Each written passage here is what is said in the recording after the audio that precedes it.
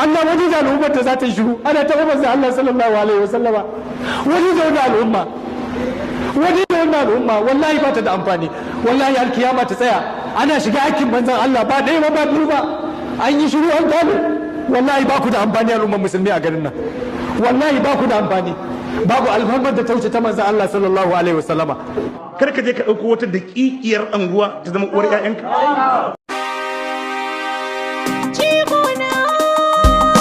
Gaskiya da dukkan alamu abinda Rahma Sadau ta yi ba karamin ɓatawa mutane rai yayi ba.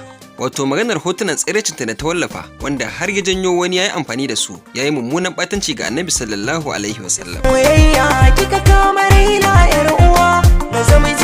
Wanda mu ma gaskiya sai dai mu ba ku haƙuri domin ba za mu iya maimaita furucin da bawan Allah yayi ba domin abin yayi muni da yawa. To bayan dai labarikan da muka samu ku a baya na yadda mutane da dama musamman jaruman cikin masana'antar ta Kannywood suka yi ta wallafa sakonnin rashin jin daɗi da yin Allah wadai akan abin da Rahman ta yi. To yanzu jigajigan cikin masana'antar ma sun yi magana, wato Kannywood da Adam A Zango. Kuma za mu ɗauko muku abin da waɗannan jarumai suka faɗa kai tsaye daga cikin shafinsu domin dai ku ƙara samun tabbaci akan maganar, inda za mu fara muku da abin da Adam A Zango ya faɗa. Jarumi Adam A Zango cewa yayi, inna lillahi wa inna ilaihi raji'un. Allah ka nisanta ni da wanda baya kishin masoyina, ka nisanta ni da wadda ta janyo ɓatanci ga ma'aikin Allah, Rahma Sadau. Allah ka shirye ta idan ta yi taubatin nasuha, Allah ka yaye mata girman kai, Allah ka sa ta ringa karɓar gyara cikin gaggawa, Allah ka ɗora ta bisa hanya madaidaiciya, idan kuma ba mai shiryuwa ba ce, Allah ka la'ance ta. Shi kuma wanda ya ɓatanci ga shugabanmu, Allah ka nuna mana ƙarshensa tun a duniya, tun da dama can tsinanne ne, zindiki kuma mashirki. Allah ka shirye mu, ka ƙara mana son Muhammadun Rasulullah sallallahu alaihi wasallam.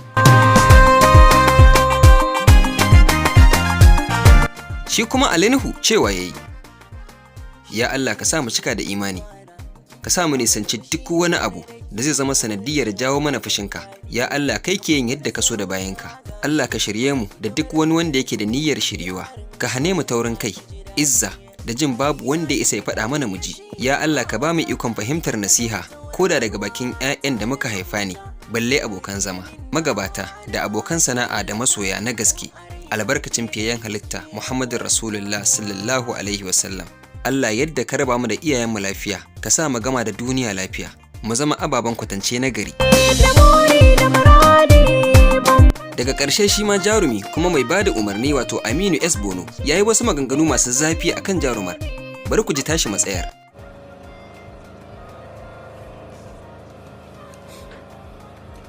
A'udhu billahi minash shaitanir rajim. Bismillahir rahmanir rahim. Salatu wassalamu ala rasulillah. Wa ma Muhammadin ma kana Muhammadin ala Muhammadin Muhammadin Rasulullah. Da farko na jajanta al'umma musulmi bisa wani ibtila'i da ya same mu, wanda muka wayi gari yau da shi wani zindiki ya ji ƙarƙashin hoton wata baiwar Allah ya yi maganganu na ɓatanci ga masoyinmu, shugabanmu, mai cetonmu, ɗan gatan Allah wanda Allah ya fi so, wanda Allah yake fushi da fushinsa, wanda Allah yake yarda da yardarsa, wanda Allah yake karɓa da karɓarsa, wanda Allah yake bayarwa da bayarwarsa, wanda Allah yake hanawa da hanawarsa, shine sayyidinmu habibaninmu Muhammad bin Abdullah katimin nabiyina wa imamul mursalin. To gaskiya wannan abu ya dugun zuma mu, ya tayar mana da hankalin da ba zai iya kwantuwa ba, domin lallai idan mutane suka zama suna cikin al'ummar da ake ɓatanci ga manzon Allah, to wannan al'umma tana cikin musiba, wannan al'umma tana cikin bala'i, wannan al'umma tana cikin narko na Ubangiji. Wallahi na rantse da wanda raina yake tafin kudurarsa, Allah ba zai kyale mu ba, Allah ba zai bar mu ba. Ana taɓa bawansa, ana taɓa wanda ya fi so, ana taɓa wanda yake ƙauna, ana taɓa wanda ya yo mu dan shi, ana taɓa wanda yake wa rayuwa stamfi. In manzan Allah ya ma stamfi ka wuce, ana taɓa shi Allah ya bari, ba zai bari ba. Nasihohi ne guda biyu. Nasiha na farko zan yi akan ki Rahama. Rahama ki ji tsoron Allah. Rahama abin da kika bai dace ba.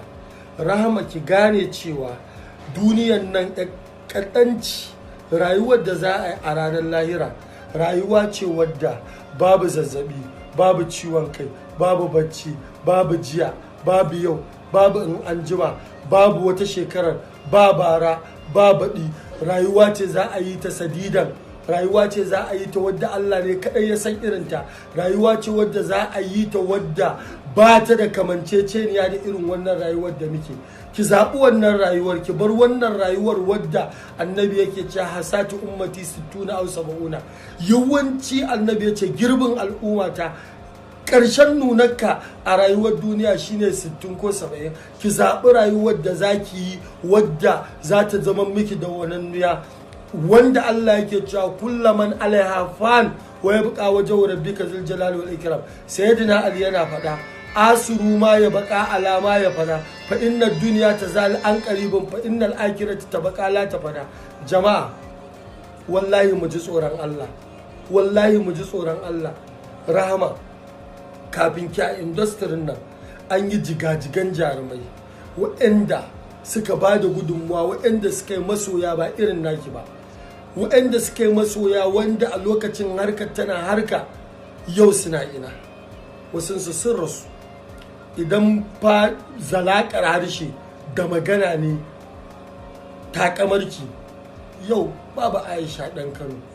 Idan farin jini ne da iya fim, yau babu Hauwa Ali Dodo. Idan takamarki ilimi da digiri da wani waye da kike takama da shi, da boko da turanci, yau babu Hajiya Hauwa Maina. Idan takamarki da stardom, karfin stardom, yau babu Rabilu Musa dan Ibro. To me ya rage? Me kike nema? Me yasa kike son ki zaɓi duniya akan lahira? Duniyan nan nawa take? Kin yi laifi guda biyu. Laifi na farko, kin yi laifi kin fitar da tsiraicin ki duniya ta gani, wadda manzon Allah yake ga mana yake cewa duk macen da ta fitar da tsiraicinta, ta saka tufa wadda ta fitar da tsiraicinta, kasiya ta ariya tana cikin fushin Ubangiji. Sannan abu mafi girman muni, mafi girman laifi da kika yi, da kika zo kika saka wannan hoto, wani ya je ya kwamen a matsayin ki inda kin yadda cewa ke mai imani ce, ke masoyiyar manzan Allah ce, ke daga cikin al'ummar manzan Allah kike, sai ki je ki cire hoton nan, sai ki ce astaghfirullah, wallahi na rantse da Allah, wallahi tallahi da duk ba ai wannan abu ba, da kin je kin cire hoton nan kin yi istighfari. Amma ta wurin kanki da shishiginki da bunƙasarki, ke kin fi ƙarfin ki saka hoto a je ƙasa a yi ɓatanci ga manzan Allah, ki je ki cire hoton. Hoton ya fi miki mahimmanci kenan akan ɓatancin da aka yi manzan Allah? Ko kuma girman kai ne tsaba? In girman kai ne da takama, wallahi Rahama baki kai Fir'auna ba. Sanda Fir'auna aka ta kawo masa kira zuwa ya musulunta, ya ki musulunta. Sanda annabi Musa ya ja shi tsakiyar bahar, ya ga bahar ta kudu ta gabas ta yamma zai haɗiye da shi, lokacin ya ƙoƙarin ya furta kalmar imani, Allah subhanahu wata'ala ya turo mala'iku suka gimtse bakinsa saboda ba a so. Ke ma kar ki je ki tsinci kanki a wannan lokacin da Allah baya buƙatar tubanki, lokacin da Allah baya buƙatar tubanki.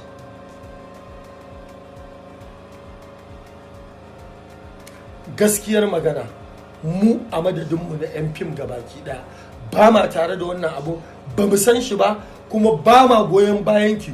Wallahi na rantse da girman zatin Allah akan irin wannan a taɓa manzan Allah, wallahi da uwa da uba da 'ya'yan da aka haifa dukka, wallahi billahi lazi ba su da amfani a gare ni in dai za a taɓa manzan Allah sallallahu alaihi wasallama.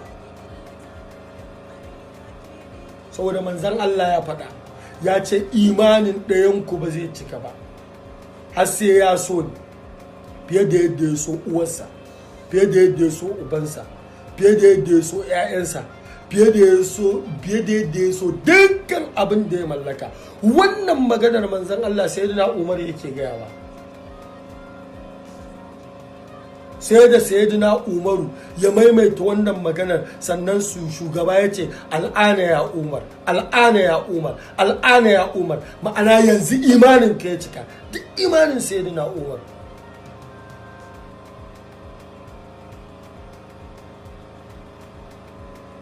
A gaya wa annabi magana inda Allah yake gaya wasu sayyidina Abubakar la tarfa'u aswatukum fawqa sautin nabi,